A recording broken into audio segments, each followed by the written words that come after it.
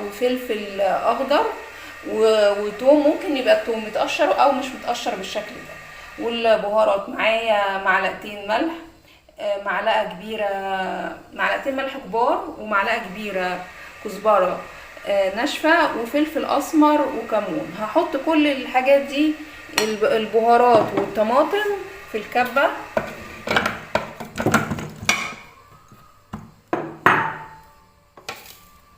والثوم.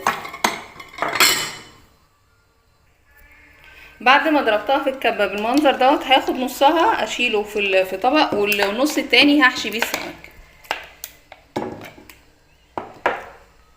هحط معاها كوبايه ميه، ممكن احط معاها ملح كمان عشان الميه اللي اتحطت.